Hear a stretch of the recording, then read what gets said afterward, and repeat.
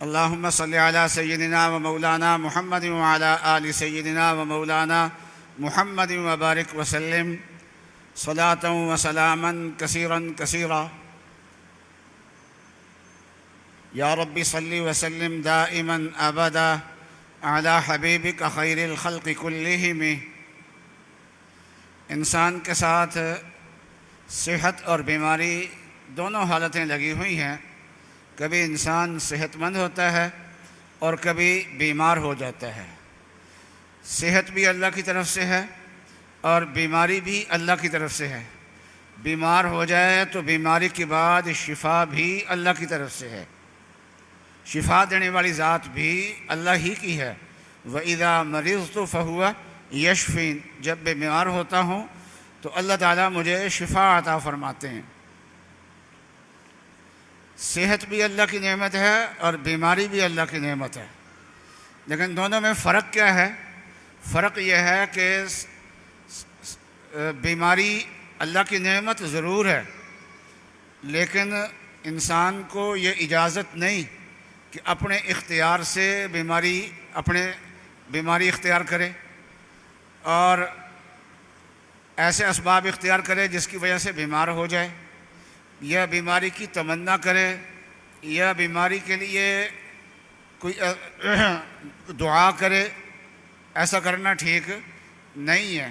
ہاں، جب بیماری آ جائے تو پھر اللہ کی نعمت سمجھ کے اس پہ صبر کرے، اور اس بیماری کا علاج کرنا بھی نبی اقدس صلی اللہ علیہ وسلم کی سنت ہے.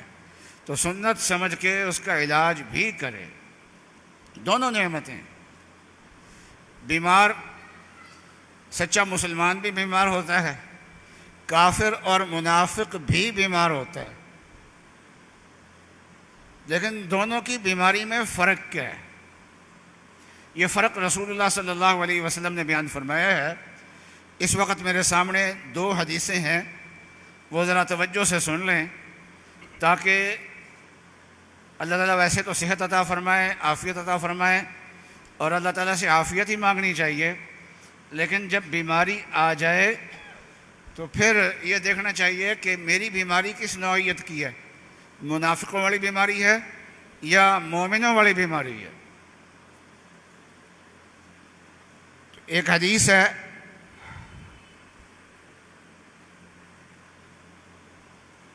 کہ کعب بن مالک رضی اللہ تعالی عنہ فرماتے ہیں کہ رسول اللہ صلی اللہ علیہ وسلم نے فرمایا کہ مومن کی مثال نرم تنے والی فصل کی طرح ہے. زمین میں فصل کھڑی ہوتی ہے نا، اس کا جو تنا ہوتا ہے وہ ذرا نرم ہوتا ہے، ذرا ہوا سے جھک جاتا ہے. تو مومن کی مثال نرم تنے والی کھیتی کی طرح ہے.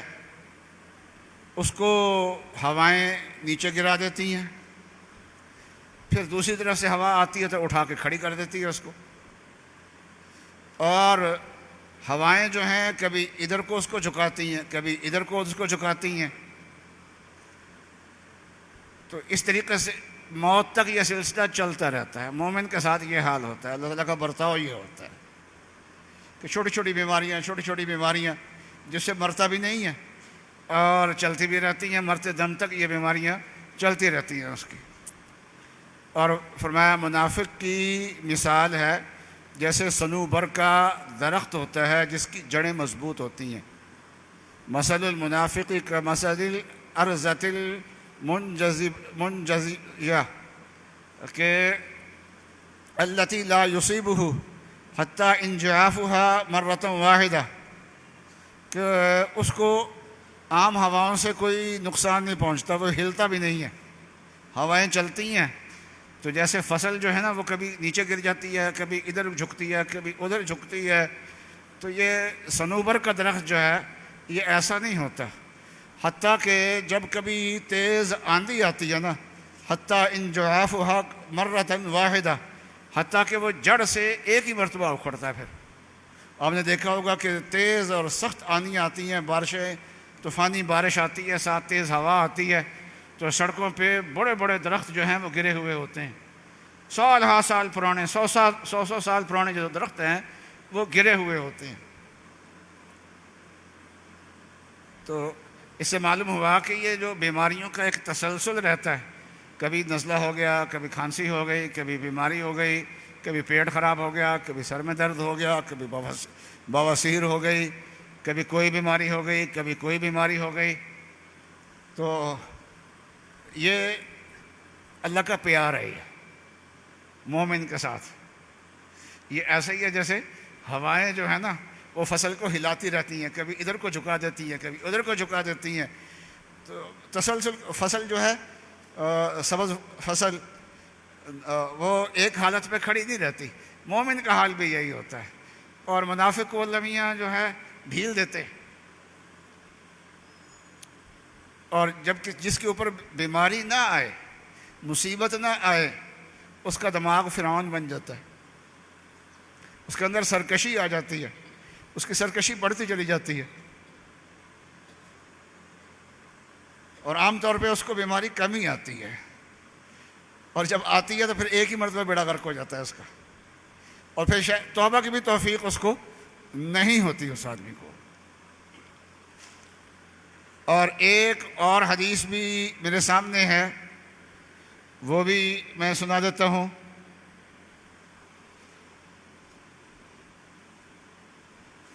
فرمایا کہ مومن کو جب بیماری آتی ہے پھر اللہ تعالیٰ اس کو شفا عطا فرما دیتے ہیں. ثم عافاہ اللہ عز وجل، اللہ تعالیٰ اس کو عافیت عطا فرماتے ہیں، شفا عطا فرماتے ہیں. تو یہ بیماری آ کے جو چلی گئی ہے تو اس بیماری کے دو فائدے ہیں. ایک فائدہ فرمایا کان کفارۃ لما مضی من ذنوبہ، جو پہلے اس سے گناہ ہو چکے ہیں ان تمام گناہوں کا یہ بیماری کفارہ بن جاتی ہے. یہ گناہوں سے بالکل پاک اور صاف ہو جاتا ہے. اور دوسرا فائدہ کیا ہوتا ہے؟ فرمایا کہ وَمَوْعِظَةٌ لَهُ فِي مَا يَسْتَقْبِلُ، اور آئندہ کے لیے اس کو نصیحت ہو جاتی ہے. اور آدمی بیماری سے اٹھتا ہے تو نصیحت حاصل کر کے اٹھتا ہے، سوچ کے اٹھتا ہے، اور اللہ میاں سے عہد کر کے اٹھتا ہے کہ بیماری کی حالت میں کہ یا اللہ آپ نے بیماری دی، بستر پہ لیٹا، میں بڑا گناہ گار تھا، آپ نے دوبارہ شفا عطا فرما دی، اب وہ گناہوں والی زندگی کی طرف میں دوبارہ نہیں جاؤں گا، اب میں نیکیوں والی زندگی اختیار کروں گا. تو وہ انسان نیکیوں والی زندگی اختیار کر لیتا ہے. تو مومن بیمار ہوتا ہے اور پھر بیمار ہو کے تندرست ہوتا ہے تو اس کو دو فائدے ہوتے ہیں. ماضی کے گناہ معاف ہو جاتے ہیں، آئندہ کے لیے اس کو نصیحت حاصل ہو جاتی ہے. اور فرمایا وَإِنَّ الْمُنَافِقَ إِذَا مَرِضَ ثُمَّ عُفِيَ، جب بیمار ہوتا ہے اور بیمار ہونے کے بعد پھر تندرست ہو جاتا ہے، كَانَ كَالْبَعِيرِ عَقَدَهُ أَهْلُهُ ثُمَّ أَرْسَلُوهُ، وہ اس اونٹ کی طرح ہوتا ہے جس اونٹ کو مالکوں نے کیلے کے ساتھ باندھ دیا تھا اور پھر بعد میں اس کو کھول دیا. فَلَمْ يَدْرِ لِمَا عَقَدُوهُ وَلِمَا أَرْسَلُوهُ، تو اس اونٹ کو یہ نہیں پتہ ہوتا کہ مالکوں نے جب مجھے باندھا تھا تو کیوں باندھا تھا، اور جب مجھے کھولا ہے تو کیوں کھولا ہے. اونٹ کو اس کا کوئی پتہ نہیں ہوتا. تو فرمایا منافق کا حال بھی یہی ہوتا ہے کہ جب وہ بیماری سے اٹھتا ہے تو اس کو یہ احساس نہیں ہوتا، جیسی اس کی منافقانہ اور گناہوں والی زندگی پہلے تھی اسی طریقے سے اس کی زندگی اب بھی چلتی رہتی ہے. وہی حال اس کا اب بھی ہوتا ہے. اب ذرا ہمیں اس حدیث شریف کی روشنی میں غور کر لینا چاہیے کہ ہم جو ہیں ہمارا حال مومن والا ہے یا منافق والا ہے. تو بیماریاں آنا یہ اللہ کا پیار ہوتا ہے. جب حضرت صلی اللہ علیہ وسلم نے یہ بات ارشاد فرمائی تو ایک آدمی نے عرض کیا یا رسول اللہ وَمَا الْأَسْقَامُ، یہ بیماریاں کیا ہوتی ہے؟ واللہ ما مرضت قط، یا رسول اللہ یہ بیماریاں کیا ہوتی ہیں؟ میں تو زندگی میں کبھی بیمار ہوا ہی نہیں، مجھے تو پتہ ہی نہیں بیماری کیا ہوتی ہے، یہ کیا ہوتی ہے بیماری؟ تو رسول اللہ صلی اللہ علیہ وسلم نے ارشاد فرمایا قم عنا فلست منا، اٹھ جا یہاں سے، تو ہم میں سے نہیں ہے۔ مومنوں کو تو بیماری آتی رہتی ہے، یہ واقعتاً منافق ہوگا، ورنہ کوئی تندرست رہے لیکن اس کی اعمال ٹھیک ہوں، سرکش نہ ہو، تو وہ منافق نہیں ہے۔ لیکن یہ اس کے منافق ہونے کا علم رسول اللہ صلی اللہ علیہ وسلم کو وحی کے ذریعے سے ہو گیا ہوگا، اس لیے اس کے بارے میں فرمایا کہ اٹھ جا یہاں سے، تو ہم میں سے نہیں ہے۔ تو بیمار ہونے پہ تعجب کرنے کی ضرورت نہیں ہے۔ بہت سے لوگ تعجب کرتے ہیں، ساڑا تھا بیماریاں نہیں پیچھا چھڑ دیا جی، ایک بیماری ہٹ دی تو دوسری آ جاتی ہے، وہ علاج کرا کے ہٹ دے تیسری آ جاتی ہے۔ اے بیماریاں نے نا ساڑا گھر دیکھ لیا ایک باری، ہوں یہ چھڑ دیا نہیں، ایک ٹھیک ہوتا دوسرا بیمار، وہ ٹھیک ہوتا تیسرا بیمار، وہ سارے ہی بیمار ہوئی جاندے ہیں، پتہ نہیں بیماریاں نو ساڑا گھر ہی لب گیا۔ پتہ ہے بیماریوں کس کا گھر ڈھونڈتی ہیں؟ یہ مومنوں کا گھر ڈھونڈتی ہوتی ہیں۔ ان کو منافقوں سے دوستی نہیں ہوتی، ان کو کس سے پیار ہوتا ہے؟ یہ مومنوں سے ان کو پیار ہوتا ہے۔ میرے ایک ساتھ شاگرد ہیں، تو کہنے لگے کہ استاد جی آپ کی ایک بیماری ختم ہوتی ہے کوئی اور آ جاتی ہے، وہ ختم ہوتی ہے کوئی اور آ جاتی ہے۔ میں نے کہا میرے اندر مومنوں والی کوئی اور تو بات پائی نہیں جاتی، یہ ایک علامت پائی جاتی ہے مومنوں والی یہی ایک علامت پائی جاتی ہے۔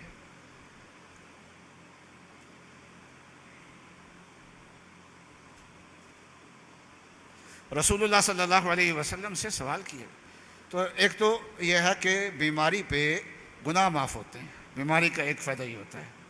دوسرا اس کے درجات بلند ہوتے ہیں، اور حدیث شریف کے اندر آتا ہے کہ دنیا میں جو مصیبتوں میں رہے تھے، بیماریوں میں رہے تھے، اور آخرت میں جب ان کو انعامات دیے جائیں گے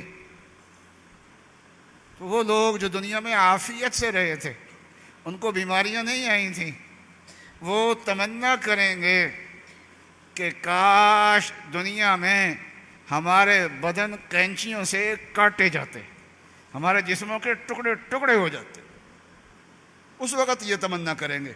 تو گناہوں کی معافی ایک فائدہ ہے، اور اجر انسان کا جو ملتا ہے وہ اتنا عظیم اجر ہوگا کہ جس کی کوئی انتہا نہیں ہے۔ اس اجر کو دیکھ کے عافیت والے لوگ تمنا کریں گے کہ ہمیں بھی اس طرح دنیا کے اندر اس سے بھی بڑی مصیبتیں آتی۔ اور رسول اللہ صلی اللہ علیہ وسلم کا ارشاد ہے کہ ان عظم الجزاء مع عظم البلاء، کہ جو بڑے مرتبے ملتے ہیں نا وہ مصیبت کے اعتبار سے ملتے ہیں۔ جتنے زیادہ مصائب آتے ہیں اتنے بڑے اللہ تبارک و تعالیٰ مرتبے دیتے ہیں۔ مصائب کی تمنا نہیں کرنی کبھی، بلکہ تمنا کرنی دور کی بات ہے، عافیت مانگنی چاہیے۔ اور اللہ تعالیٰ کو سب سے زیادہ جو دعا پسند ہے وہ عافیت کی دعا پسند ہے۔ مانگنی اللہ تعالیٰ سے عافیت چاہیے، لیکن اگر بیماری آ جائے، جتنی بڑی بیماری آئے گی اتنے ہی درجات بلند ہوں گے۔ اور فرمایا ان اللہ عز وجل اذا احب قوما ابتلاہم، جب اللہ تعالیٰ کسی قوم سے محبت کرتے ہیں تو ان کو امتحان میں ڈالتے، مصیبتوں میں ڈالتے، بیماریوں کے اندر اللہ تعالیٰ ان کو مبتلا کرتے ہیں، محبت کرتے ہیں۔ میں یہ کہہ رہا تھا کہ یہ بیماریاں جو ہیں یہ اللہ کا پیار ہوتا ہے بھائی۔ موتیں بھی آتی ہیں، کاروبار میں خسارے بھی آتے ہیں، بیماریاں بھی آتی ہیں، اور شکلوں میں بھی مصیبتیں آتی ہیں۔ اس وقت جو تسلی کا سامان ہے وہ کیا ہوتا ہے؟ وہ ہے کہ اس پہ مجھے اجر ملے گا، اس سے میرے گناہ معاف ہوں گے، اس سے میرے درجات بلند ہوں گے۔ اور اس سے بڑھ کے جو مصیبت کے وقت اور بیماریوں کے وقت جو چیز کام آتی ہے وہ اللہ کی محبت کام آتی ہے۔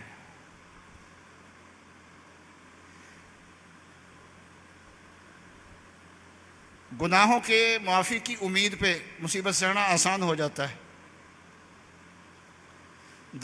آخرت میں درجات عالیہ ملیں گے. اس یقین سے مصیبت کو سہنا آسان ہو جاتا ہے. لیکن مصیبت رہتی مصیبت ہی ہے. لیکن جس کے دل میں اللہ کی محبت پیدا ہو جاتی ہے اس کو مصائب سے مزہ آنے لگ جاتا ہے. دیکھیے کوئی چٹکی کاٹے نا، چٹکی تو تکلیف ہوتی ہے. پنجاب میں کہتے ہیں چونڈی وڈنا. تو کوئی چٹکی کاٹے تو اس سے تکلیف ہوتی ہے. لیکن ایک محبوب ہے جس کے فراق میں انسان گھلتا جا رہا ہے. اچانک وہ آیا اور پیچھے سے آ کے اچانک سے اس نے چٹکی کاٹی تو درد اس کی بھی وہی ہوتی ہے جو عام آدمی کے چٹکی کاٹنے کی ہوتی ہے. لیکن اس کے چٹکی میں ایک لذت بھی ہوگی، وہ محبت کی لذت بھی ہوتی ہے اس کے اندر. کوئی آدمی پکڑ کے زور سے بھینچ دے کسی کو، چیخیں نکل جاتی ہیں. لیکن اگر محبوب بھینچ دے کسی کو تو وہاں چیخیں نہیں، وہاں تو ہوتا ہے کہ اور مزہ آتا ہے. وہ کہتا ہے چھوڑ دوں، یہ کہتا نہ نہ نہ چھوڑنا نہیں ہے. جو لطف آپ کے دبانے میں ہے وہ کسی اور چیز میں نہیں ہے. تو محبوب کے تو خنجر میں بھی لذت ہوتی ہے. تو شاعر کہتا ہے نہ شود نصیب دشمن کہ شود ہلاک تیغت، نہ شود نصیب دشمن کہ شود ہلاک تیغت، سر دوستاں سلامت کا تو خنجر آزمائی. کہتا ہے کہ محبوب دشمنوں کا یہ نصیب نہیں ہونا چاہیے کہ تیری تلوار ان پہ چلے. ہمارے دوستوں کا ہمارا، آپ کے چاہنے والوں کا سر سلامت رہے. آپ اپنے خنجر آزمانے ہوں تو یہاں پر آزمائیں. اچھا یہ بات ہے، ویسے تو یہ شاعرانہ بات ہے جس کے تہ میں حقیقت نہیں، شاید نہ ہو اتنی حقیقت نہیں. ویسے تو یہ بات حقیقت ہے کہ جس سے محبت ہوتی ہے اس کی ہر چیز اچھی لگتی ہے، اس کی تکلیف بھی اچھی لگتی ہے، پہنچائی ہوئی تکلیف بھی اچھی لگتی ہے. لیکن رسول اللہ صلی اللہ علیہ وسلم اس کائنات میں اتنے محبوب ہیں کہ یہ ان کی حق میں یہ مبالغہ نہیں ہے. جب رسول اللہ صلی اللہ علیہ وسلم قربانی کے موقع پہ اونٹ کو نہر کرنے لگے تو چند جانور آپ کے سامنے پہلے لا کے کھڑے کیے گئے کہ آپ اس کو نہر کریں. اپنے دستے مبارک سے آپ نہر کر رہے تھے تو وہ اونٹ جو ہے وہ ایک دوسرے سے آگے ہو کے گردن آگے بڑھا رہے تھے تاکہ رسول اللہ صلی اللہ علیہ وسلم کا جو خنجر ہے اور آپ کی جو چھری ہے وہ میرے گلے کے اوپر پہلے چلے. تو محبت جو ہے وہ مصائب کو آسان کر دیتی ہے، وہ مصائب کو لذیذ کر دیتی ہے. اللہ کی محبت، مصیبتوں نے آنا ہے، موتوں نے آنا ہے، خساروں نے آنا ہے، کاروباروں نقصانات نے ہونا ہے. تو ان چیزوں کے آنے سے پہلے اپنے دل کو اللہ کی محبت سے بھر لیجیے. اگر ایسا نہیں کریں گے تو اللہ سے شکوے پیدا ہو جائیں گے. بیماریوں میں، مصائب میں یہ یقین کیسے گناہ معاف ہوتے ہیں، فائدے کی بات ہے. یہ یقین کیسے درجات بلند ہوتے ہیں، بڑے فائدے کی بات ہے. اور اس سے بڑھ کر یہ ہے کہ دل اللہ کی محبت سے لبریز ہو اور ان مصائب سے مزہ آ رہا ہو، لطف آ رہا ہو، یہ اس سے بھی بڑھ کے. لیکن مصیبتوں میں اللہ سے شکوے اور شکایت ہو جائے، خدا نہ کرے تو ایمان جانے کا بھی خطرہ ہے. مصیبت بھی آئی اور ایمان بھی گیا. تو رسول اللہ صلی اللہ علیہ وسلم نے کیا فرمایا کہ ان اللہ عز وجل اذا احب قوما ابتلاهم، جب اللہ تبارک و تعالی کسی قوم سے محبت کرتے ہیں تو اس کو آزمائش میں ڈالتے ہیں. فمن رضی فلہ الرضا، جو اللہ کی دی ہوئی آزمائش پہ راضی رہا تو اللہ بھی اس سے راضی ہو جائیں گے. ومن سخط فلہ السخط، اور جس آدمی نے اللہ کی دی ہوئی تکلیف پہ ناگواری کی، ایک ہے طبعی ناگواری، اس پہ کوئی پکڑ نہیں ہے، اور ایک ہے کہ اپنے ذہن سے اپنے اختیار سے ناگواری طبیعت میں پیدا کرتا ہے اور یا زبان سے اس کا اظہار کرتا ہے. وہ بیماریاں واسطے میں ہی رہ گیا سیگا، تو ایسا اظہار کرتا ہے تو بیماری بھی آئی اور اللہ کی ناراضگی بھی ساتھ ہوئی. اس لیے تعلق مع اللہ پیدا کرنا چاہیے. ایک تو ایمان بنانا چاہیے کہ یہ بیماریاں اللہ کی طرف سے، اور ان میں میرے لیے سراسر فائدہ ہی فائدہ ہے، اور اس سے میرے گناہ معاف ہوں گے، اس سے میرے درجات بلند ہوں گے، اور اس سے بڑھ کر اللہ کی محبت پیدا کرے. اور تاکہ ان مصائب میں صرف یہ نہیں کہ ثواب کی امید ہو، بلکہ یہ مصائب ہی اس کے لیے لذیذ ہو جائیں. از محبت تلخ ہا شیریں شود، محبت سے تلخیاں میٹھی ہو جاتی ہیں.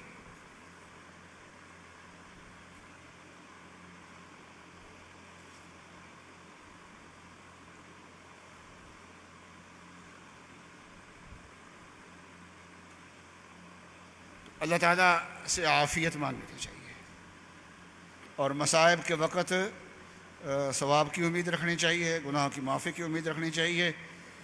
اور جب وقت آ جاتا ہے پھر اتنا وقت نہیں ہوتا کہ اللہ کی محبت پیدا کرے، تو پہلے سے ہی اللہ کی محبت اپنے اندر پیدا کرنی چاہیے. اللہ تعالیٰ مجھے اور آپ کو توفیق عطا فرمائے. وآخر دعوانا ان الحمد للہ رب العالمین.